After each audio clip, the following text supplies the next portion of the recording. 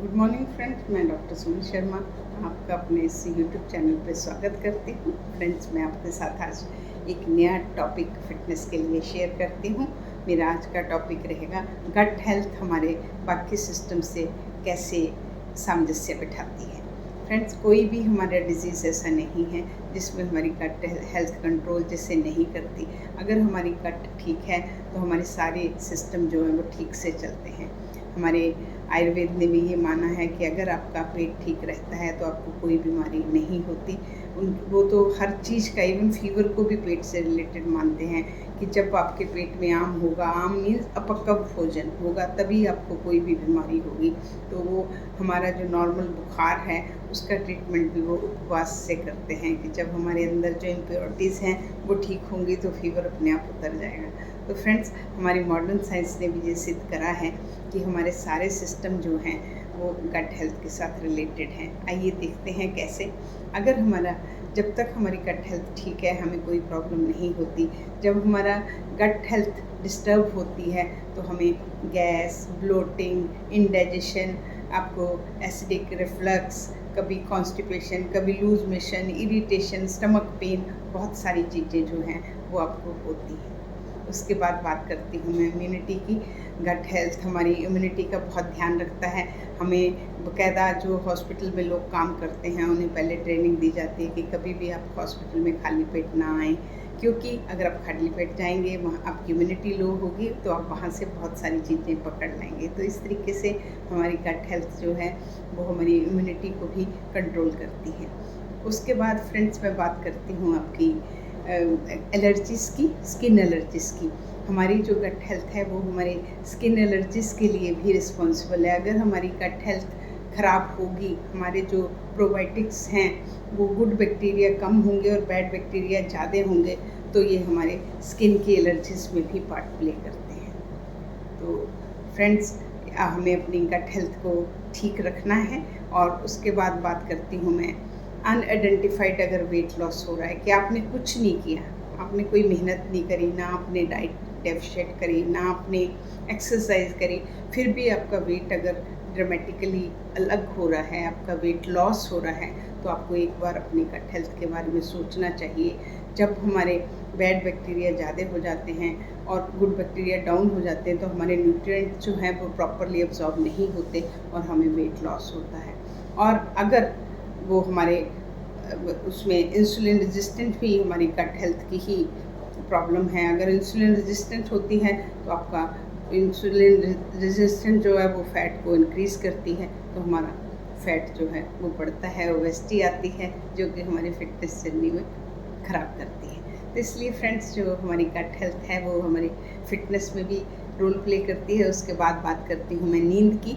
जब भी हम नींद की बात करते हैं हमें लगता है कि नींद हमारे ब्रेन से रिलेटेड है, पर यहाँ पे मैं गट की बात कर रही हूँ। जो हमारी नींद है वो हमारे पेट से भी रिलेटेड है। आप लोगों ने भी नोट किया होगा, जिस दिन आप रात को भारी खाना खाते हैं, आपको सोने में दिक्कत होती है, आपको गैस बनती है, तो नींद का डायरेक्ट रिलेशन है। और जिस दिन हम रात को सो नहीं पाते, अगला दिन हमारा थोड़ा इरिटेट, परेशान, ख़राब जाता है और हम धीरे धीरे क्रॉनिक फटीग सिंड्रोम की तरफ चले जाते हैं। तो फ्रेंड्स, नींद में भी हमारी गट का बहुत ज़्यादा योगदान है। उससे भी ऊपर मैं आपको एक बात बताती हूँ कि हमारी बॉडी का सेरोटोनिन जो कि हैप्पी हार्मोन है वो सबसे ज़्यादा मात्रा में हमारी गट में ही बनता है। अगर हमारी गट ठीक नहीं होगी, हमारे बैड बैक्टीरिया ज़्यादा होंगे, गुड बैक्टीरिया कम होंगे, तो हमें सेरोटोनिन कम बनेगा। सेरोटोनिन कम बनेगा तो हमारा ब्रेन को सेरोटोनिन नहीं मिलने से हमें मानसिक अवसाद, जहाँ हमें डिप्रेशन जैसी बीमारी भी हो सकती है।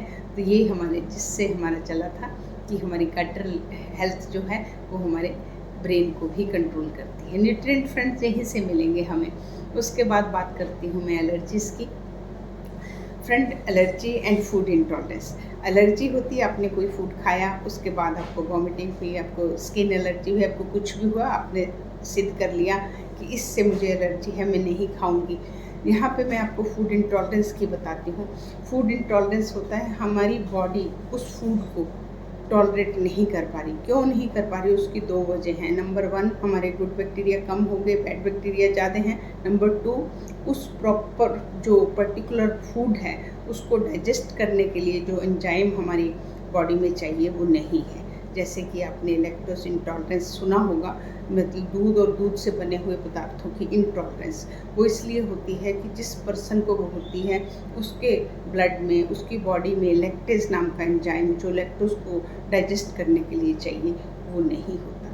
इसलिए वो लोग कभी भी फूड नहीं ले सकते। तो फूड एलर्जीज भी हमारी गट से ही कंट्रोल होती है। उसके बाद फ्रेंड्स मैं बात करती हूँ शुगर क्रेविंग की। हमें जब हमारे बैड बैक्टीरिया बढ़ते हैं, गुड बैक्टीरिया डाउन होते हैं, तो हमारे बहुत ज़्यादा मीठा खाने का मन होता है। जो मीठा है, आपके सिंपल शुगर्स हैं, वो बैड बैक्टीरिया को बहुत अच्छी लगती है, वो और बढ़ते हैं और बढ़ते हैं, हम और मीठा खाते हैं, ये हमें ओबीज करता है। आपको मैं पहले ही बताती हूँ, ओबेसिटी आई, ओबेसिटी के बाद आपको इंसुलिन रेजिस्टेंस हुई, उसके बाद आपका फैटी लिवर हुआ, फैटी लिवर के बाद आपका एलडीएल बढ़ा, एलडीएल के बाद आपको हार्ट डिजीज़ आई, तो आपकी फ़िटनेस जर्नी सारी खराब होगी। इसलिए हम अपनी फ़िटनेस जर्नी में सिंपल शुगर को मना करते हैं। तो फ्रेंड्स, ये तो बात हुई आपकी कि आपकी गट हेल्थ कैसे आपको डिस्टर्ब करती है। अब आते हैं गट हेल्थ को हम कैसे ठीक रख सकते हैं। सबसे मेन फ्रेंड्स हमारी बात आती है अपनी बैलेंस डाइट पे।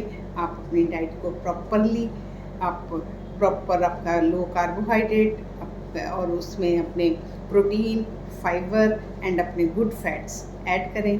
प्रॉपर अपनी हाइड्रेशन रखें, 2 to 3 लीटर वाटर लें और आप अपनी नींद प्रॉपर लें और अपना 10 से 15 मिनट धूप जरूर लें। विटामिन डी का हमारी एब्जॉर्प्शन में, हमारा ब्रेन में और हमारी गट हेल्थ में बहुत बड़ा योगदान है। उसके बाद फ्रेंड्स मैं बात करती हूँ आपकी स्ट्रेस मैनेजमेंट की। उसके लिए आप वॉक ज़रूर करें, नेचर के पास जाएं और उसके अलावा आप डीप ब्रीदिंग करें। डीप ब्रीदिंग भी आप इस तरीके की करें कि उसके बीच बीच में आप ब्रेक देके, जैसे 3 बार आपने ऐसे ब्रीथ किया और उसके बाद स्लो ब्रीथ किया, अप डाउन ऐसे ब्रीथ करें। ऐसा माना जाता है कि इस तरह की ब्रीदिंग से आपके जो नेगेटिव पाथवे बने हैं आपके ब्रेन में, उनको ब्रेक करने की हमारी डीप ब्रीदिंग ताकत रखती है।